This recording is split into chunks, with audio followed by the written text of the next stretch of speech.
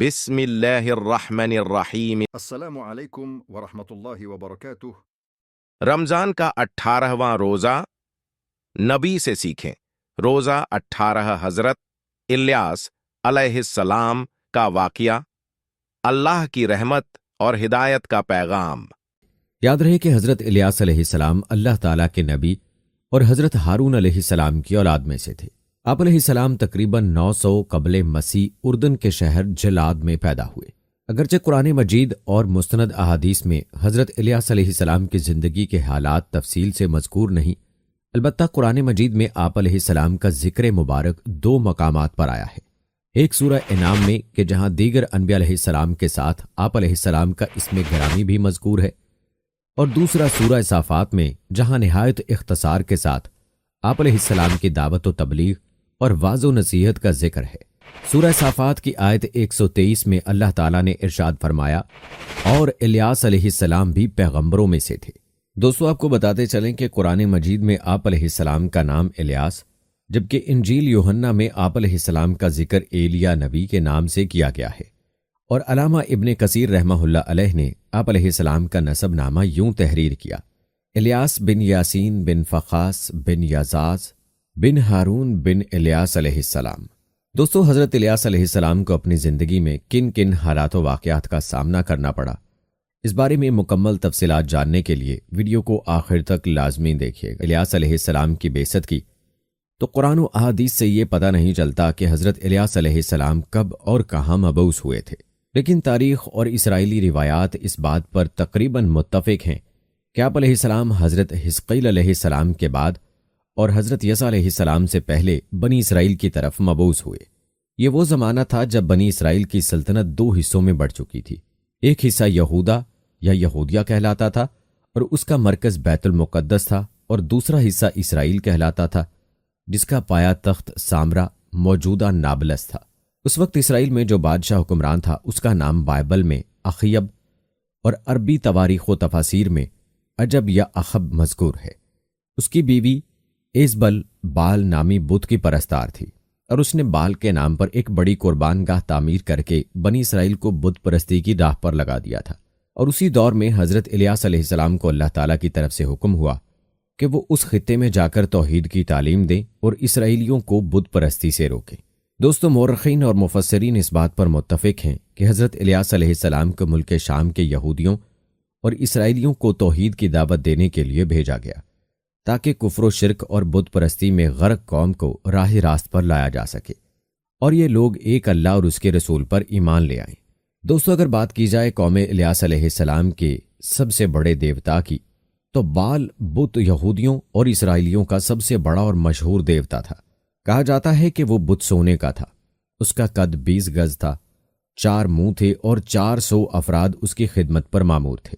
کہتے ہیں کہ یمن اور شام کے عوام کا پسندیدہ دیوتا یہی تھا جس کی سینکڑوں سالوں سے پوجا کی جا رہی تھی۔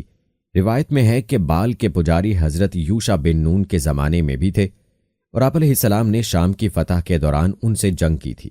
سال کے مخصوص مہینوں میں اس دیوتا کے گرد میلے لگتے، منتیں مانی جاتی، سونے چاندی کے نذرانے چڑھائے جاتے، طرح طرح کی خوشبوؤں کی دھونی دی جاتی، اس کی قربان گاہ میں جانوروں کو قربان کیا جاتا، اور خاص خاص مواقع پر انسانوں کی بھینٹ بھی چڑھائی جاتی تھی۔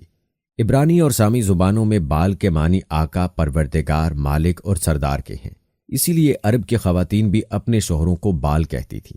بعض مورخین نے لکھا ہے کہ حجاز کا بہت مشہور بت حبل بھی بال ہی کی ایک شکل تھا، جیسا کہ قرآن مجید میں ارشاد باری تعالیٰ ہے، اور الیاس بھی پیغمبروں میں سے تھے جب انہوں نے اپنی قوم سے کہا کہ تم ڈرتے کیوں نہیں؟ کیا تم بال کو پکارتے اور اسے پوجتے ہو اور سب سے بہتر پیدا کرنے والے کو چھوڑ دیتے ہو، یعنی اللہ کو جو تمہارا اور تمہارے اگلے باپ دادا کا پروردگار ہے؟ تو ان لوگوں نے ان کو جھٹلا دیا، سو وہ دوزخ میں حاضر کیے جائیں گے۔ ہاں، اللہ کے خاص بندے مبتلا عذاب نہیں ہوں گے۔ اور ہم نے بعد کے لوگوں میں الیاس کا ذکر باقی رکھا ہے۔ الیاسین یعنی الیاس علیہ السلام پر سلام ہو۔ بلا شبہ ہم نیکوکاروں کو ایسا ہی بدلہ دیتے ہیں، بے شک وہ ہمارے مومن بندوں میں سے تھے۔ دوستو، اگر بات کی جائے حضرت الیاس علیہ السلام کے مرکز کی، تو روایات کے مطابق حضرت الیاس علیہ السلام نے ملک شام کے سب سے مشہور شہر بالبک کو رشد و ہدایت کا مرکز بنایا۔ اس کی بڑی وجہ یہ تھی کہ بال دیوتا کا بت اسی شہر میں تھا، اور یہ بت پرستی، ستارہ پرستی اور کفر و شرک کا سب سے بڑا اور قدیم مرکز تھا۔ اس شہر کا نام بالبک بھی اسی بت بال کے نام سے مشہور تھا۔ چنانچہ حضرت الیاس علیہ السلام نے اس کفرستان سے واضح نصیحت کا آغاز کیا۔ آج بالبک لبنان کا قدیم شہر ہے، اس کے کھنڈرات آج بھی اس کی عظمت اور شان و شوکت کے مظہر ہیں۔ سطح سمندر سے 1150 میٹر بلند یہ شہر ملکہ بلقیس کو بطور حق مہر دیا گیا تھا، اور یہاں قصر سلمان بھی تھا۔ یونانیوں نے اسے شہر آفتاب یا مدینہ الشمس کا نام دیا۔ نیز رومی عہد میں اس شہر کی بڑی اہمیت تھی، اور رومی حکمراں آگسٹس نے اسے اپنی نو آبادی بنا لیا تھا۔ کہتے ہیں کہ 1154 عیسوی 549 ہجری میں نور الدین زنگی نے اسے فتح کیا، اور 1170 عیسوی یعنی 565 ہجری میں ایک زلزلے کی وجہ سے یہ شہر تباہ ہو گیا، مگر پھر نئے سرے سے آباد ہوا۔ یہیں حضرت الیاس علیہ السلام کا مزار بھی ہے۔ دوستو، اب بات کرتے ہیں آپ علیہ السلام کی توحید کی دعوت اور قوم کے رویے کے بارے میں۔ حضرت الیاس علیہ السلام کے ان حالات و واقعات اور قوم کے ساتھ ان کی کشمکش کی تفسیر مظہری میں علامہ بغوری رحمہ اللہ علیہ اور دیگر تفاسیر میں حضرت وہاب بن منبع رحمہ اللہ علیہ اور حضرت کعب الاحبار رضی اللہ تعالی عنہ کے حوالے سے بیان کی گئی ہے، جو اکثر اسرائیلی روایات سے ماخوذ ہے۔ ان تمام روایات سے خلاصے کے طور پر جو قدر مشترک نکلتی ہے، اسے حضرت مولانا مفتی محمد شفیع رحمہ اللہ علیہ نے معرف القرآن میں تحریر فرمایا ہے، اور اس کو آپ کے سامنے پیش کرتے ہیں۔ فرماتے ہیں کہ حضرت الیاس علیہ السلام نے اسرائیل کے بادشاہ اخیب اور اس کی رعایا کو بال نامی بت کی پرستش سے روکا اور انہیں توحید کی دعوت دی، مگر ایک دو افراد کے سوا کسی نے آپ علیہ السلام کی بات نہیں مانی، بلکہ آپ علیہ السلام کو طرح طرح سے پریشان کرنے لگے، یہاں تک کہ اخیب اور اس کی بیوی ایزبل نے آپ علیہ السلام کو شہید کرنے کے بھی منصوبے بنائے، جس پر آپ علیہ السلام نے ایک دور افتادہ غار میں پناہ لی اور عرصہ دراز تک وہیں مقیم رہے۔ بعد ازاں آپ علیہ السلام نے دعا فرمائی کہ اسرائیل کے لوگ قحط سالی کا شکار ہو جائیں، تاکہ اس قحط کو دور کرنے کے لیے آپ علیہ السلام ان کو معجزات دکھائیں تو شاید وہ ایمان لے آئیں۔ چنانچہ انہیں شدید قحط میں مبتلا کر دیا گیا۔ اس کے بعد حضرت الیاس علیہ السلام اللہ تعالیٰ کے حکم سے اخیب سے ملے اور اس سے کہا کہ یہ عذاب اللہ تعالیٰ کی نافرمانیوں کی وجہ سے ہے، اور اگر تم اب بھی باز آ جاؤ تو یہ عذاب دور ہو سکتا ہے۔ میری سچائی کے امتحان کا بھی یہ بہترین موقع ہے۔ تم کہتے ہو کہ اسرائیل میں تمہارے معبود بال کے 450 نبی ہیں، تم ایک دن ان سب کو میرے سامنے جمع کر لو، وہ بال کے نام پر قربانی پیش کریں اور میں اللہ کے نام پر قربانی کروں گا، جس کی قربانی کو آسمانی آگ آ کر بھسم کر دے گی، اس کا دین سچا ہوگا۔ سب نے اس تجویز کو خوشی خوشی مان لیا۔ چنانچہ کوہ کرمل کے مقام پر یہ اجتماع ہوا۔ بال کے جھوٹے نبیوں نے اپنی قربانی پیش کی اور صبح سے دوپہر تک بال سے التجائیں کرتے رہے، مگر کوئی جواب نہ آیا۔ اس کے بعد حضرت الیاس علیہ السلام نے اپنی قربانی پیش کی۔ یہ دیکھ کر بہت سے لوگ سجدے میں گر گئے، کیونکہ ان پر حق واضح ہو گیا تھا، لیکن بال کے جھوٹے نبی اب بھی نہ مانے۔ اسی طرح بادشاہ کی بیوی ایزبل بھی حضرت الیاس علیہ السلام پر ایمان لانے کی بجائے الٹی ان کی جان کی دشمن ہو گئی۔ حضرت الیاس علیہ السلام کو اس کے عزائم کا پتہ چلا تو آپ علیہ السلام روپوش ہو گئے اور کچھ عرصے بعد بنی اسرائیل کے دوسرے ملک یہودیہ میں تبلیغ شروع کر دی، کیونکہ رفتہ رفتہ بال پرستی کی وبا وہاں بھی پھیل چکی تھی۔ وہاں کے بادشاہ نے بھی آپ کی بات نہ سنی، یہاں تک کہ وہ حضرت الیاس علیہ السلام کی پیشگوئی کے مطابق تباہ و برباد ہو گیا۔ چند سال بعد آپ علیہ السلام دوبارہ اسرائیل تشریف لائے اور بادشاہ کو راہ راست پر لانے کی کوشش کی، مگر وہ بدستور اپنی بدعمالیوں میں مبتلا رہا، یہاں تک کہ انہیں بیرونی حملوں اور مہلک بیماریوں کا شکار بنا دیا گیا۔ اس کے بعد اللہ تعالیٰ نے اپنے نبی کو واپس بلا لیا۔ دوستو، حضرت کعب احبار رحمہ اللہ علیہ سے منقول ہے کہ حضرت الیاس علیہ السلام بادشاہ کے ظلم و ستم سے تنگ آ کر ایک غار میں رہنے لگے تھے، اور انہوں نے تقریباً 10 سال کا عرصہ روح پوشی میں بسر کیا۔ پھر اللہ تعالیٰ نے اس بادشاہ کو ہلاک کر دیا، دوسرا بادشاہ تخت نشین ہوا، تو حضرت الیاس علیہ السلام اس کے پاس تشریف لے گئے اور اسے دعوت توحید دی، جس پر ایک خلق عظیم ان پر ایمان لے آئی۔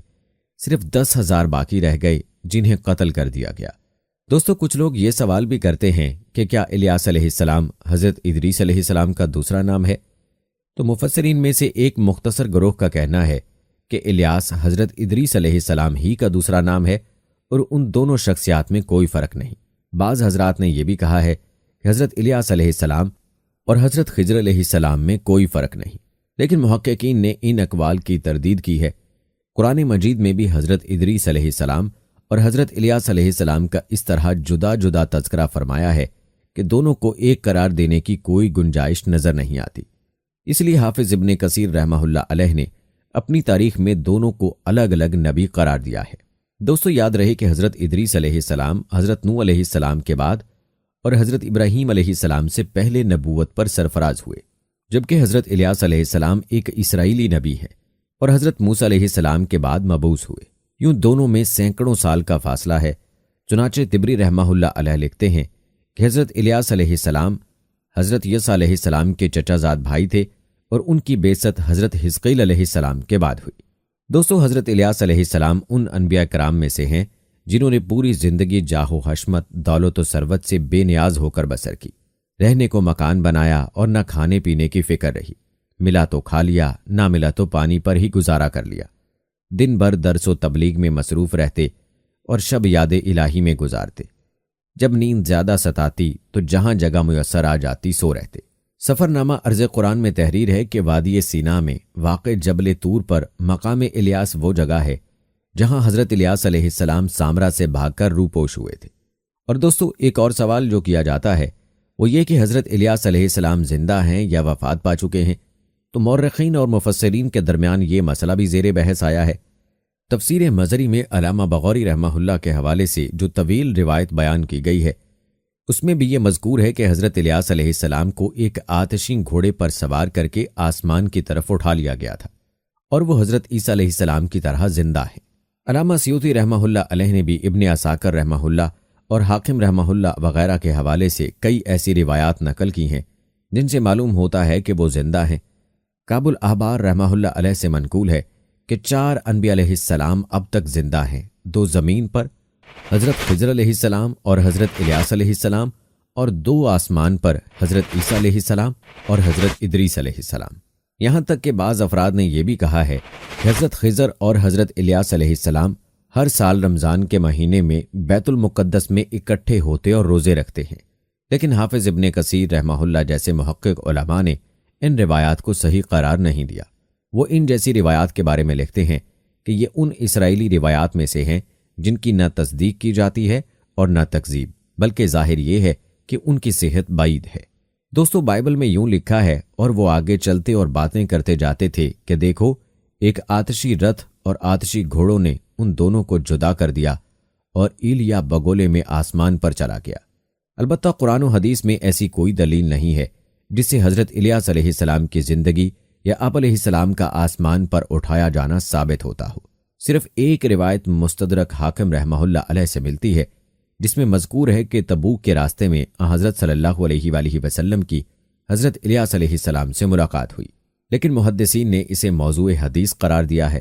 بہرحال حضرت الیاس علیہ السلام کا زندہ ہونا کسی معتبر اسلامی روایات سے ثابت نہیں، لہٰذا اس معاملے میں سلامتی کی راہ یہی ہے کہ سکوت اختیار کیا جائے اور اسرائیلی روایات کے سلسلے میں حضرت صلی اللہ علیہ وآلہ وسلم کی تعلیم پر عمل کیا جائے کہ نہ ان کی تصدیق کرو نہ تکذیب کرو۔ دوستو یہ تھی گفتگو حالات و واقعات حضرت الیاس علیہ السلام کی زندگی اور آپ علیہ السلام کی وفات کے حوالے سے۔